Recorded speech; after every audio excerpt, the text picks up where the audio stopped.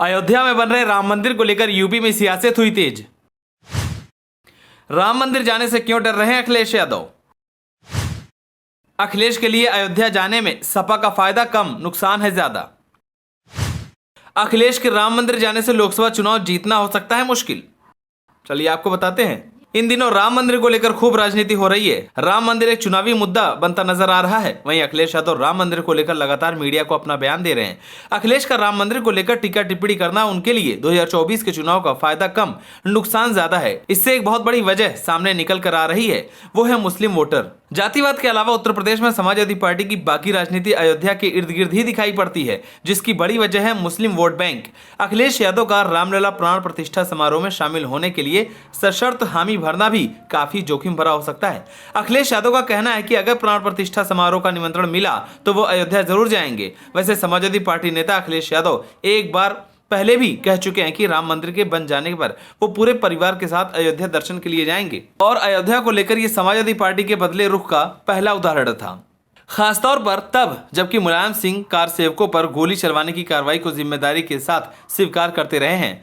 22 जनवरी को अयोध्या में राम मंदिर निर्माण से जुड़ा महत्वपूर्ण आयोजन हो रहा है। रामलला के प्राण प्रतिष्ठा के मौके पर प्रधानमंत्री नरेंद्र मोदी और यूपी के मुख्यमंत्री योगी आदित्यनाथ सहित बड़ी संख्या में गणमान्य व्यक्ति आयोजन के गवाह बनेंगे। मंदिर निर्माण से जुड़ी आयोजन समिति ने पूर्व प्रधानमंत्रियों और राष्ट्रीय राजनीतिक दलों के प्रमुखों को निमंत्रण भेजा है।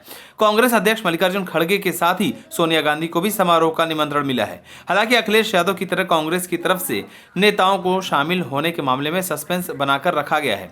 देखा जाए तो उत्तर प्रदेश में समाजवादी पार्टी अगर अपनी जाति राजनीति से आगे बढ़ती है तो वो अयोध्या के इर्द गिर्द ही घूमती दिखाई पड़ती है, और ऐसा होने की सबसे बड़ी वजह है मुस्लिम वोट बैंक। अयोध्या और राम मंदिर के मुद्दे पर अखिलेश यादव का यह बयान निश्चित तौर पर 2024 के लोकसभा चुनाव में राम मंदिर को मुद्दा बनने की संभावनाओं के बीच महत्वपूर्ण है, लेकिन जोखिम भरा भी है। ये मुस्लिम वोट बैंक का मोह ही है जिसकी वजह से अखिलेश यादव के पिता मुलायम सिंह यादव यूपी के मुख्यमंत्री रहते अयोध्या में कार सेवकों पर गोली चलाने के आदेश की ताउम्र याद दिलाते रहे हैं।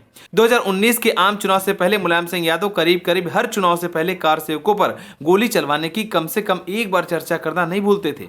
2016 में मुलायम सिंह यादव ने अपनी दलील भी पेश की थी, अगर मस्जिद को गिर जाने देते तो हिंदुस्तान का मुसलमान महसूस करता कि हमारे धार्मिक स्थल भी नहीं रहेंगे, तो देश की एकता के लिए वो खतरा होता। अगर 16 जाने जाती तो भी देश की एकता के लिए मैं अपना फैसला वापस ना लेता। असल में मुलायम सिंह यादव 2 नवंबर की सुबह की उस घटना की याद दिला रहे थे जब अयोध्या के हनुमानगढ़ी के सामने लाल कोठी के सकरी गली में कार सेवक बढ़े चले जा रहे थे। सामने से आ रहे कार सेवकों पर पुलिस ने फायरिंग कर दी और कोलकाता के कोठारी बंधुओं सहित करीब 1.5 दर्जन लोगों की मौत हो गई। अयोध्या मसले में सुप्रीम कोर्ट का फैसला आने के बाद समाजवादी पार्टी नेतृत्व के रुख में काफी बदलाव महसूस किया गया। अयोध्या में कार सेवकों पर गोली चलवाने के बाद से मुलायम सिंह यादव को उनके राजनीतिक विरोधी बीजेपी नेता मुल्ला मुलायम कहकर संबोधित करने लगे थे। वहीं अखिलेश यादव ने कहा कि वो बीजेपी वालों से बड़े हिंदू हैं। अखिलेश यादव का कहना था कि उनकी जो परिभाषा हिंदू वाली है वो हमें नहीं चाहिए, जो नफरत फैलाती है और समाज को बांटती हो। अपनी बात को मजबूती देने के लिए अखिलेश यादव ने कहा कि हमारा जन्म तो अभी हुआ है, हमारे मंदिर तो हमारे जन्म से भी पहले के हैं। नेताजी तो हनुमान जी की पूजा काफी समय से करते आए हैं। समाजवादी पार्टी में मुलायम सिंह यादव को नेताजी कहकर संबोधित किया जाता रहा। अखिलेश यादव भी सार्वजनिक तौर पर पिता को ऐसे ही संबोधित करते हैं। उसी दौरान अखिलेश यादव ने दावा किया कि राम मंदिर के भव्य निर्माण का काम तो समाजवादी पार्टी की सरकार में ही शुरू किया गया। अगले ही दिन जब यूपी के मुख्यमंत्री योगी आदित्यनाथ से अखिलेश यादव के बयान पर प्रतिक्रिया मांगी गई तो ऐसी बात बोल दी कि कई दिनों तक बवाल होता रहा।